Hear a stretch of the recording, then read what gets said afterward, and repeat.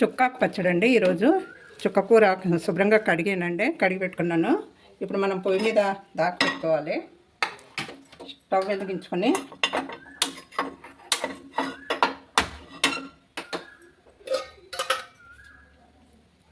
Oil వేసుకోవాలండి.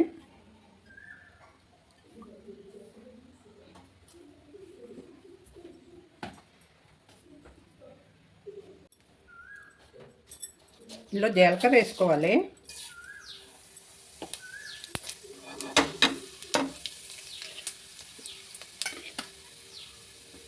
పచ్చిమిరపకాయలు,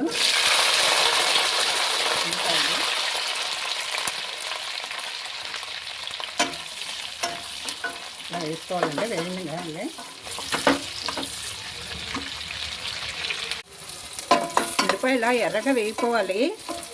ఇందులో చుక్కకూర వేసుకుందాము.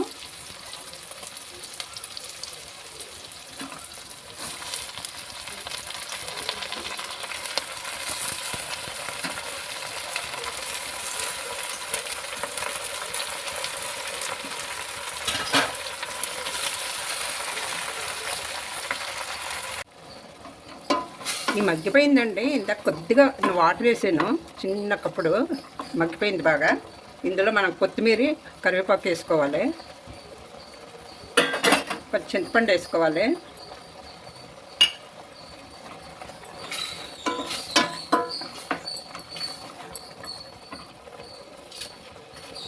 ఇందులో కొన్ని వెల్లుల్లిపాయలు వేసుకోవాలి.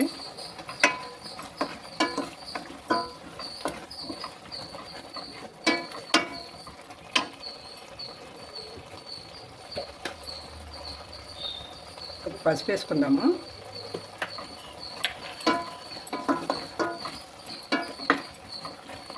చుక్కాకు తొందరగా మగ్గిపోతుందండి, ఉడికిపోయింది. ఈ చల్లారాక మనం మిక్సీ పట్టుకోవాలి పచ్చడికి.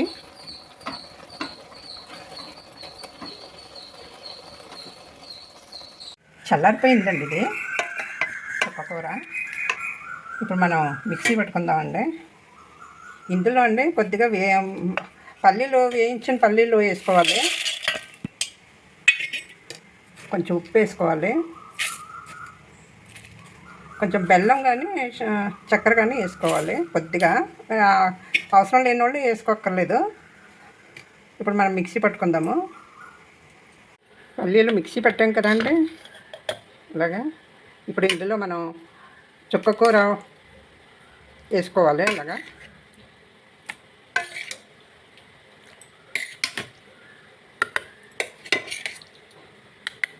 దీన్ని మిక్సీ పడదాము. ఇప్పుడు మనం ఇంట్లో తాలింపు పెట్టుకుందాం పచ్చడికి. ఆయిల్ వేసాను, కొద్దిగా మినపప్పు వేసుకుందాము, కొద్దిగా జీలకర్ర, కొంచెం ఆవాలు, ఎండుమిరపకాయలు, కరివేపాకు,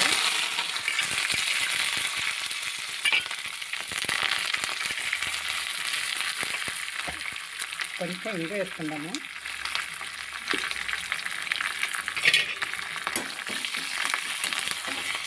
తాలింపు అయిపోయింది.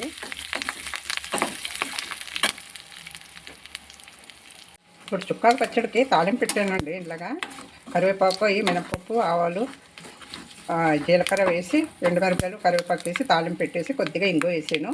ఇప్పుడు మనం పచ్చడిలోకి వేసుకుందాం.